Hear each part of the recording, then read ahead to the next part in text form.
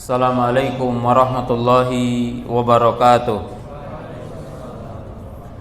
Alhamdulillah hamdan katsiran thayyiban mubarakan fi kama yuhibbu rabbuna wa yardah. Asyhadu an la ilaha illallah wahdahu la syarikalah wa asyhadu anna Muhammadan abduhu wa rasuluh. Wassalatu wassalamu ala Rasulillah wa ala alihi wa ashabihi wa man tabi'ahum bi ihsanin ila yaumiddin.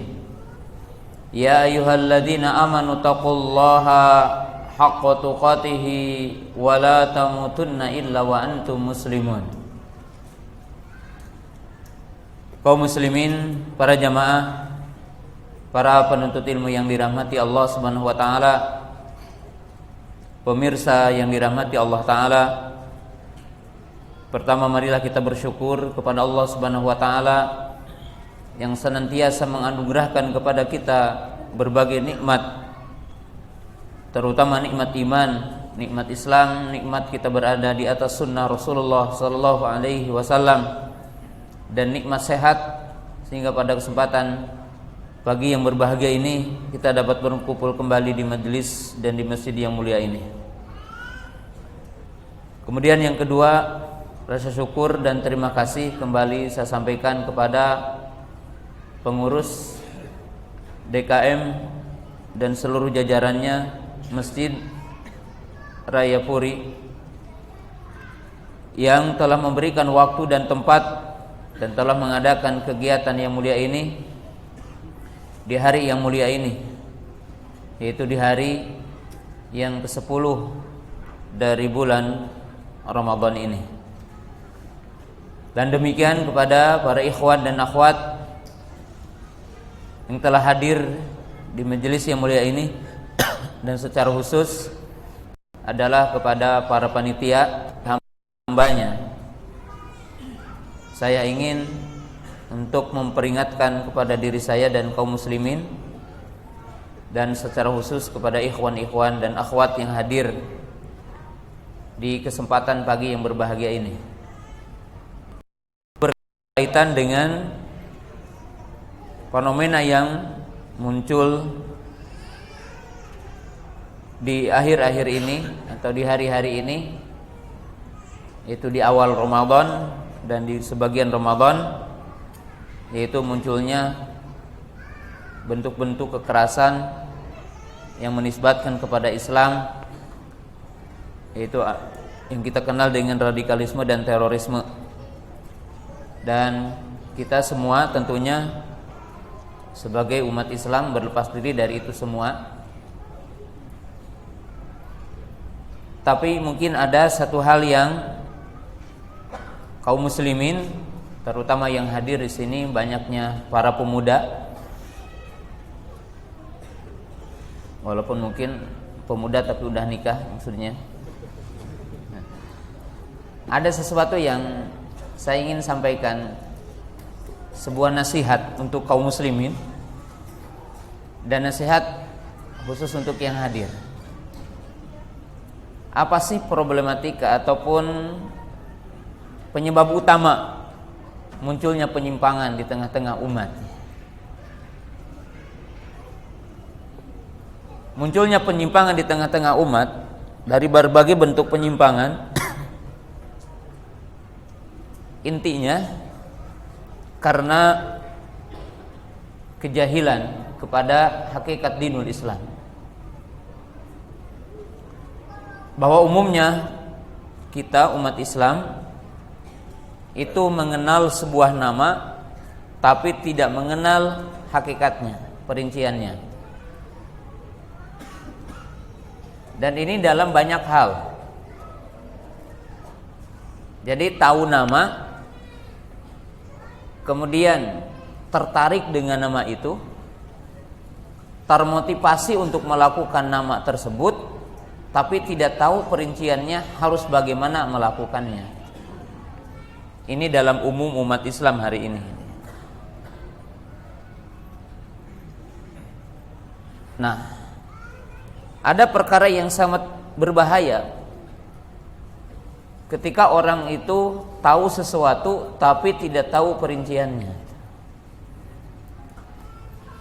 Banyak umat ini yang ingin menampakkan keislamannya, semangat keislamannya, tapi tidak tahu bagaimana hakikat keislaman itu. Saya akan berikan contoh 3 hadis sebagai satu gambaran untuk bisa dipahami oleh kita. Pertama adalah hadis Anas. Hadis ini hadis populer, diriwayatkan Imam Bukhari, Muslim dan yang lainnya. Qala Anas bin Malik, jaa salah satu rahtin ila baiti azwaji Nabi SAW. Anas bin Malik mengatakan telah datang ke rumah istri Rasulullah SAW 3 orang. Hanya ada 3 orang yang datang ke rumah istri Nabi SAW, yaitu diriwayatkan Aisyah radhiyallahu taala anha. Faqalu, lalu mereka berkata, yas'aluna an ibadati Rasulullah sallallahu alaihi wasallam. Mereka bertanya tentang ibadah baginda Rasulullah sallallahu alaihi wasallam. Lalu Aisyah menjawab, kan fi kulli yaumin aktsar min sab'ina marrah wa fi riwayatin mi'a marrah. Bahwa Nabi SAW beristighfar setiap hari tidak kurang dari 70 kali. Dalam satu riwayat beliau beristighfar dalam sehari 100 kali. Wa kana Nabi SAW yadhkurullaha fi kulli ahyanihi, dan beliau berzikir kepada Allah dalam setiap keadaan. Lalu bertanya tentang sholatnya, bahwa Nabi SAW yutilu ruku'ahu wa yutilu sujudahu wa yutilu qiyamahu hatta yataqattara qadamah. Bahwa Nabi SAW pun sholat dengan memanjangkan berdirinya, ruku, sujudnya sampai kakinya bengkak. Wa qad ghufira lahu ma taqaddama min dhanbi wa ma ta'akhkhar. Dan Rasulullah SAW telah diampuni dosa yang telah lalu dan dosa yang akan datang. Maka akhirnya orang yang 3 ini membuat statement dan berkata, aina nahnu an Rasulillah. Kalau begitu, bagaimana kedudukan kami bersama Rasulullah SAW? Wa qad ghufira lahu ma taqaddama min dhanbi. Beliau telah diampuni dosa yang telah lalu dan dosa yang akan datang. Maka ketiga orang itu, ini udah sering kita dengar, mungkin istimbatnya yang beda. Yang pertama dia berkata, inni aqumul laila wala ana. Aku akan tidur, aku akan sholat sepanjang malam, setiap malam, dan aku tidak akan tidur. Jadi sholat terus. Wa qala akharun ana la ubtiru ana asumu dahr. Aku akan puasa setiap hari sepanjang tahun dan tidak akan buka. Puasa setiap hari. Wa qala akharun fa ana atazilun nisaa wa la atazawwaju. Aku akan menjauhi perempuan dan aku tidak akan nikah. Ini semangat ibadah, bergelora ingin beribadah gitu ya. Dan ingin menandingi Nabi sallallahu alaihi wasallam, bahkan ingin melewati Nabi sallallahu alaihi wasallam. Karena kalau Rasulullah SAW telah diampuni dosa yang telah lalu. Maka apa yang diungkapkan oleh ketiga orang ini disampaikanlah oleh Aisyah radhiyallahu taala anha kepada baginda Rasulullah SAW. Lalu Nabi SAW bertanya, aina haula, mana mereka itu yang tadi ngomong ini. Faqala Nabi SAW, ana ahsyakum billah wa atqakum billah wa a'lamukum billah. Lalu Nabi SAW mengatakan, aku adalah orang yang paling bertakwa kepada Allah, aku orang yang paling takut kepada Allah, dan aku adalah orang yang paling tahu kepada Allah.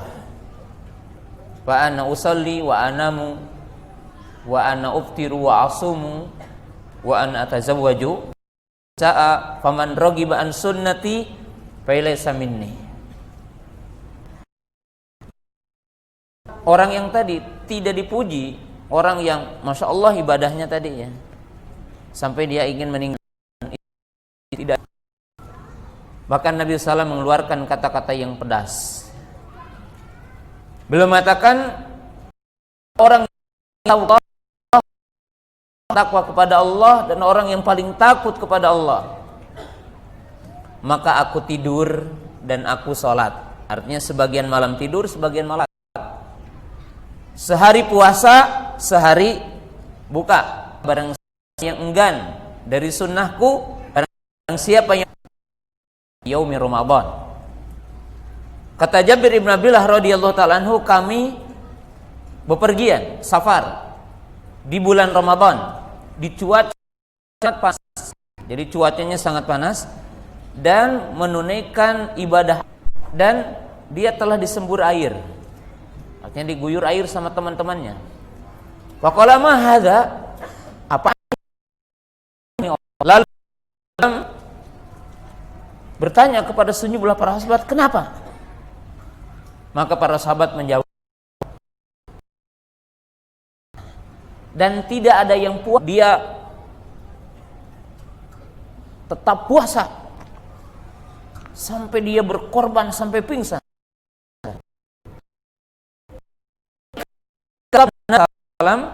Qala Nabi sallallahu alaihi wasallam, laisal birra as-saumu fis safar. Kata beliau, tidak dianggap kebaikan dan tidak ada pahala bagi orang yang puasa ketika safar, ya, antara giroh dengan ketepatan orang beramal dengan sunnah.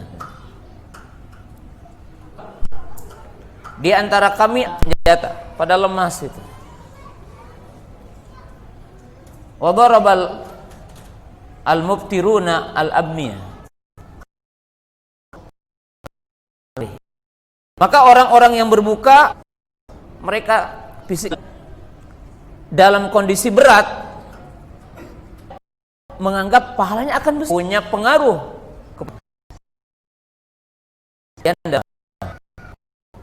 Imam Syafi'i memberikan contoh, ya.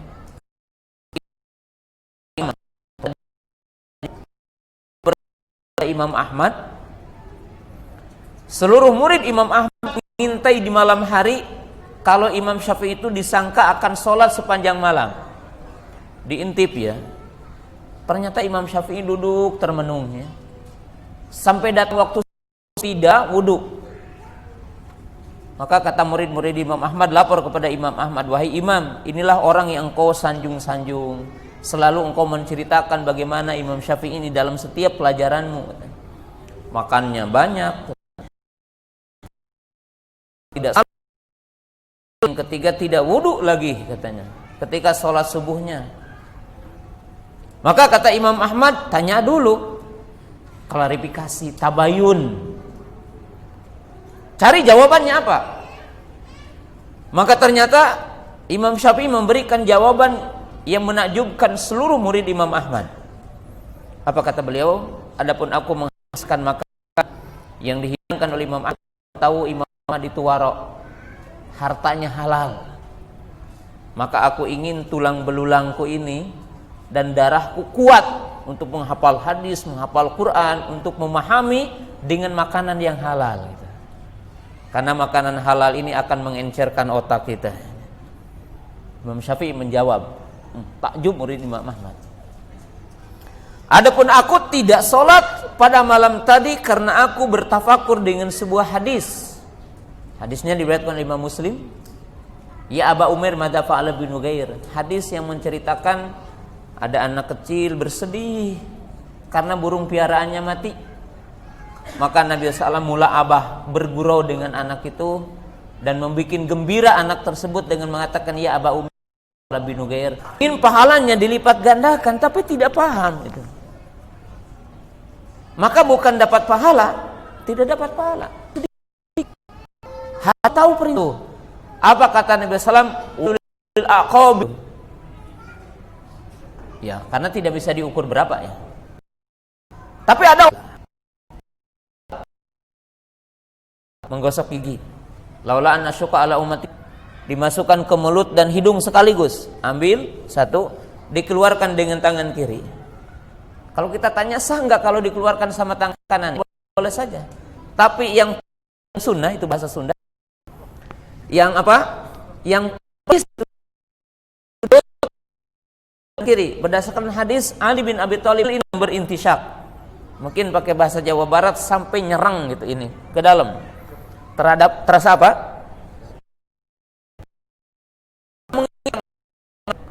Cuma dimasukkan sedikit itu akan berbeda pahalanya. Mencuci muka tangan kanan sebagai apa? Sebagai pekerja di kedokteran. Kata saya jawab, itu tiap setelah jenggotnya berapa kali? 5 kali per hari. Kalau menyisir jenggotnya, disisir jenggotnya. Indah. Kemudian apa? Mencuci tangan. Mencuci tangan kalau antum umpamanya ada ember, bukan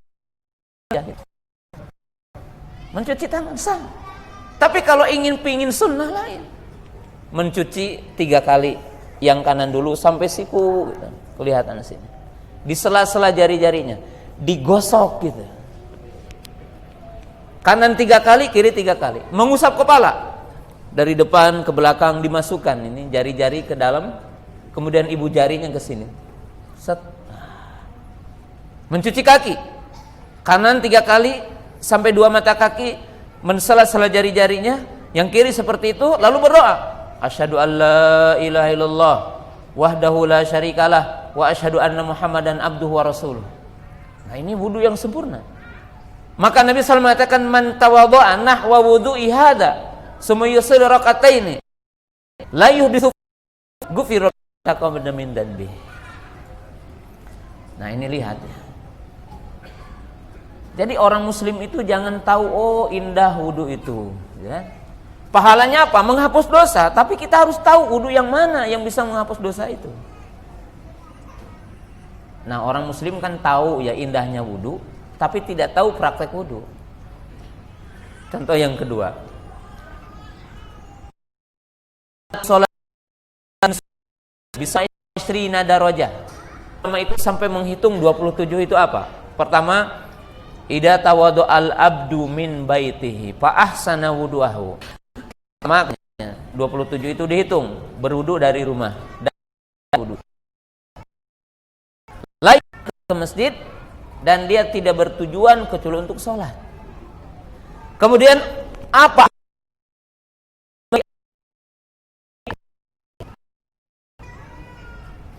Jika mendengar suara iqamah, berjalan saja katanya tenang. Pama adraktum fasol, salat di situ dari ruku ya kita ruku, kalau imam sedang sujud. Apa yang kita tidak memindahkan orang dari tempatnya, tidak. Kenapa? Sempurnakan. Jihad adalah amalan yang di mana tempatnya, seperti apa kaifiahnya, syaratnya seperti apa, rukunnya seperti apa. Nah, itu adalah perincian yang wajib diketahui oleh kita.